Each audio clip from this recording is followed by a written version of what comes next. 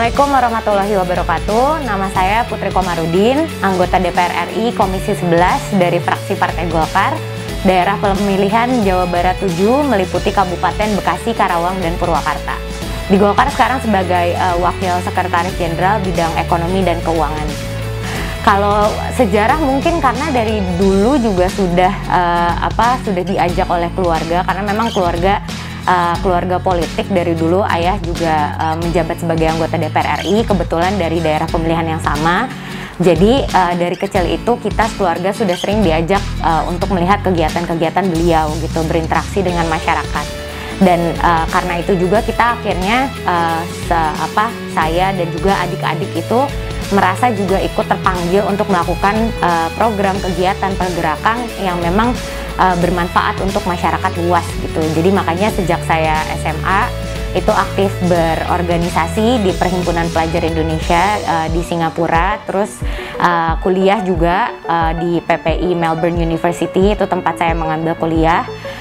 Terus di sana juga kita banyak berinteraksi dengan teman-teman yang usianya jauh lebih di atas kita gitu, yang sedang mengambil program doktor, mahasiswa yang mendapatkan beasiswa dari LPDP gitu. Dan dari situ memang sangat bermanfaat karena membuka pengetahuan dan juga koneksi dan jaringan yang selama ini mungkin teman-teman yang tidak berorganisasi itu tidak mendapatkan gitu. Dan dari situ kita juga banyak melihat perbaikan-perbaikan yang menurut hasil diskusi ini patut untuk dimajukan untuk Indonesia.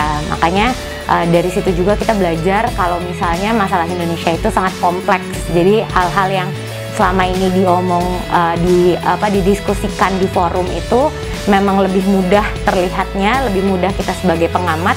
Tapi mendengar cerita dari teman-teman yang mendapatkan beasiswa itu, banyak yang bekerja di pemerintahan juga, ternyata memang secara struktur banyak sekali yang harus kita lakukan. Jadi ketika saya pulang, akhirnya saya berniat untuk mengabdikan diri langsung ke pemerintahan. Waktu itu mendaftarkan ke OJK, Otoritas Jasa Keuangan, dan alhamdulillah masuk di situ sebagai pengawas bank asing.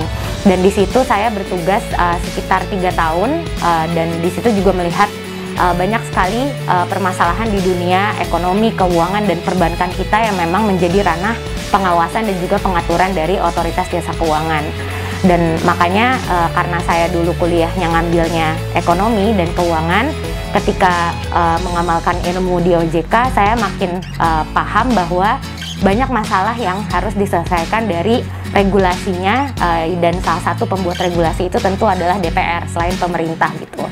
Makanya dari situ setelah bertugas di OJK, akhirnya makin memantapkan diri untuk mencoba memperbaiki dari dasarnya dulu gitu, yaitu di DPR. Dan akhirnya waktu itu saya quit, saya berhenti dari OJK dan berkampanye dari bulan September 2018 ya, itu berarti ya, dan mengikuti pemilu di tahun 2019 bulan April. Dan alhamdulillah di situ mendapatkan kepercayaan dari 70.164 konstituen, dan akhirnya masuk ke DPR, diberikan kepercayaan untuk bertugas di Komisi 11, dan alhamdulillah jadi satu-satunya anggota DPR dari fraksi Partai Golkar yang perempuan di Komisi 11, dan juga diberikan amanah untuk duduk di alat kelengkapan dewan lain, yaitu Badan Kerjasama Antar Parlemen. Jadi disitulah diplomasi antar parlemen dilakukan antara DPR RI dengan parlemen-parlemen dari negara lain.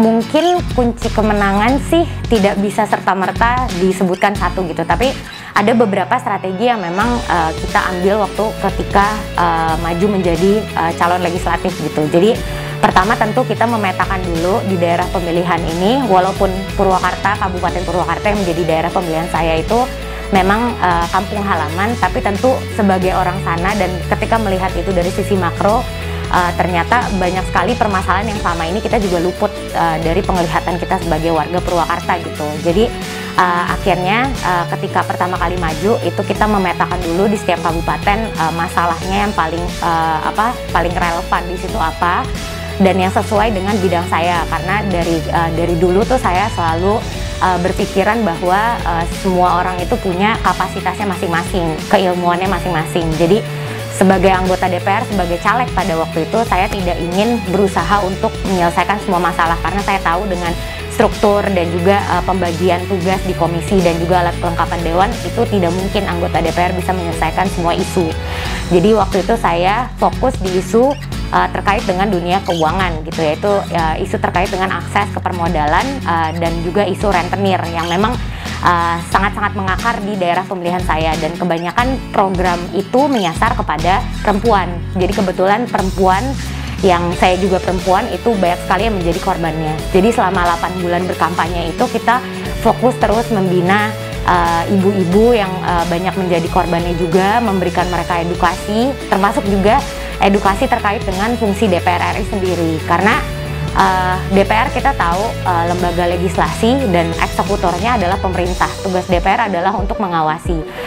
Dan banyak sekali ternyata masyarakat yang belum paham konsep itu. Jadi makanya banyak sekali yang bilang orang DPR itu hanya bisa bicara saja misalnya, padahal memang itu tugas pengawasan yang harus kita lakukan gitu. Dan pada waktu menjadi caleg itu juga saya berusaha untuk menanamkan konsep itu kepada konstituen saya. Jadi kita sama-sama menjadi masyarakat yang lebih bijak dalam menyikapi dinamika politik gitu. Jadi selain itu juga saya membentuk tim di setiap desa. Jadi tim-tim inilah yang akhirnya menjadi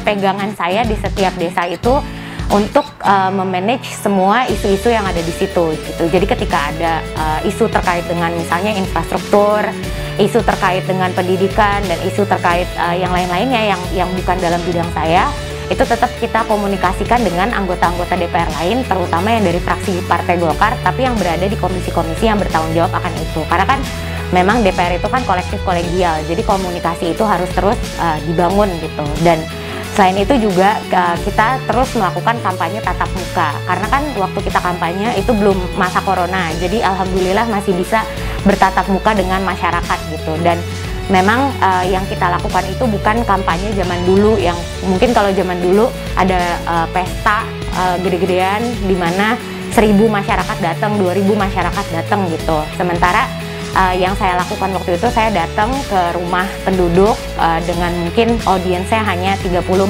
orang, dan di situ kita lebih mendengarkan apa yang menjadi ketakutan dan juga aspirasi dari masyarakat tersebut. Jadi bukan saya yang ngomong, tapi memang tugas DPR itu kan untuk menyerap aspirasi gitu. Jadi kita lebih mendengarkan keluhan-keluhan masyarakat di situ, dan akhirnya jadi tahu apa yang memang harus diperbaiki dan diperjuangkan ketika menjadi anggota DPR nanti itu.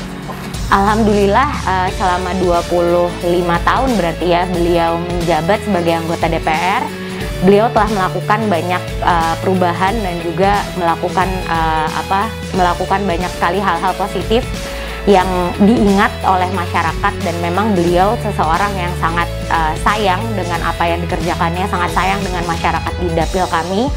Jadi ketika datang memang memori yang masyarakat ingat tentang beliau tuh memang positif gitu. Jadi itu salah satu hal yang selalu saya syukuri, karena mempunyai figur dan juga mungkin role model yang memang mempunyai jejak yang bagus di dunia politik, sehingga ketika kita ingin melanjutkan perjuangannya, masyarakat lebih terbuka untuk melihat kita sebagai pelanjut perjuangan beliau gitu. Kalau saya sih melihat isu dinasti politik, karena mungkin saya juga datang dari keluarga politik di mana orang selalu mengkait-kaitkan saya juga dengan orang tua gitu ya, memang sudah lebih dahulu terjun ke situ. Dan kalau saya melihatnya ketika kita dilahirkan di dunia itu, kita tidak bisa memilih juga sebenarnya orang tua kita itu siapa dan mereka bekerja sebagai apa. Cuman karena kita dilahirkan di situ, karena biasanya anak kecil itu pelajaran dan guru pertamanya itu datang dari orang tua. Jadi yang kita tahu sekarang itu apa yang selama ini kita lihat dari orang tua kita gitu. Dan kebetulan dari dulu memang ayah saya selalu aktif mengajak anak-anaknya untuk turut aktif berpartisipasi dalam kehidupan di pekerjaannya gitu. Dan menurut saya justru hal-hal seperti itu harus kita sikapi dengan bijak juga, karena belum tentu anak yang seperti saya yang melanjutkan jejak orang tuanya di politik itu justru menjadi benalu misalnya buat pemerintahan, buat legislatif di mana tempat saya bertugas gitu. Dan tidak ada garansi juga anak-anak seperti kita misalnya nanti bisa lebih baik ataupun lebih buruk daripada orang-orang yang sama sekali tidak ada kaitannya dengan politisi-politisi yang ada sekarang atau pejabat-pejabat pemerintah lain. Dan mungkin dengan banyaknya teman-teman yang sekarang masuk di kontestasi pilkada gitu ya, misalnya punya relasi dengan pejabat-pejabat yang sekarang bertugas, itu justru jadi kesempatan untuk kita melihat apakah substansi yang ingin mereka bawa, memang perubahan program perbaikan yang ingin mereka bawa di daerah pemilihannya masing-masing. Karena ketika saya dan beberapa teman lain yang sekarang sudah menjabat di DPR juga pertama kali masuk menjadi caleg, itu yang selalu di challenge oleh teman-teman publik gitu. Apa yang ingin kita bawa, kita tahu tidak sih DPR itu kerjanya apa, dan nanti kalau misalnya sudah masuk sini mau jadi anggota DPR yang seperti apa. Kan sebenarnya bagaimana kita bisa mempertanggungjawabkan amanah ini untuk masyarakat yang kita layani. Mungkin kalau misalnya kita menggeneralisasi tidak bisa juga ya gitu, karena kan populasi Indonesia tuh luas gitu. Terus orang-orang yang terjun ke dunia politik yang punya background keluarga di politik juga pasti kan beda-beda performanya gitu. Jadi saya orangnya tidak suka menggeneralisasi, tapi lebih mending berkaca dulu pada diri sendiri. Jadi saya selalu melihat apa yang sudah saya lakukan hari ini menjadi anggota DPR, dan apalagi yang bisa dilakukan supaya lebih baik lagi kinerjanya. Karena kan kita berada di sini karena kita elected official, kita dipilih oleh masyarakat, jadi kita harus melayani masyarakat gitu. Beda sama pejabat-pejabat yang misalnya ditunjuk oleh presiden, misalnya menteri gitu dan sebagainya. Makanya pertanggungjawaban kita tuh duluan ya ke masyarakat. Jadi bagaimana nanti kita bisa bekerja dengan baik sehingga masyarakat bisa menilai itu secara baik juga gitu. Cuman menurut saya juga politik itu kan kadang-kadang irasional kan. Jadi faktor meritokrasi kadang-kadang kalah dengan faktor suka dan tidak sukanya masyarakat dengan figur tertentu gitu. Jadi sebenarnya kemampuan itu satu hal, dan faktor ketokohan salah satu kandidat-kandidat itu juga menjadi daya tarik lain gitu. Cuman kan makin kesini masyarakat makin terbuka, informasi juga arusnya sangat deras sekali dari media seperti Kedai Pena misalnya, terus media-media sosial itu kan update-nya bisa dihitung per detik, udah bukan lagi per hari. Kejadian tuh cepat banget menyebarnya. Dan justru dengan arus informasi yang sangat luas, kita juga harus bisa menjadi masyarakat yang lebih terdidik. Jadi bagaimana kita bisa memilah-milah mana informasi yang memang berdasarkan data dan bisa dipertanggungjawabkan kebenarannya, mana yang cuman berbasis opini orang yang kebanyakan sekarang justru dipercaya gitu. Dan kita bisa lihat ini dari kasus corona sekarang. Karena banyak sekali orang-orang yang mengaku menjadi profesor atau apapun, ternyata setelah ditelisik latar belakangnya ternyata malah tidak punya jurnal, tidak punya jejak di situ gitu. Tapi masyarakat percaya karena dia menarik gitu, dan cara dia menyampaikan itu seakan-akan memang dia benar-benar paham dengan konteks yang dia omongin gitu. Jadi makanya kita juga harus lebih aware lah tentang hal-hal seperti itu. Kita kalau Singapura kayaknya sudah bisa lihat ya, Perdana Menterinya yang sekarang itu kan anak dari founding father dan juga Perdana Menteri, pernah menjadi Perdana Menteri Singapura juga untuk sekian lamanya gitu. Dan kalau di pemerintahannya sendiri memang ada beberapa yang juga pernah ada keluarganya di situ, lalu akhirnya dia masuk ke dunia yang sama.